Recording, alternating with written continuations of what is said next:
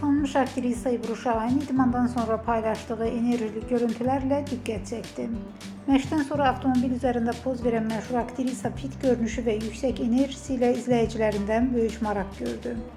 Tempim gücüm, hiss et, hərəkət et, davam et mesajını verən Ebru paylaşımı ilə sosial medianı da hərəkətə gətirdi.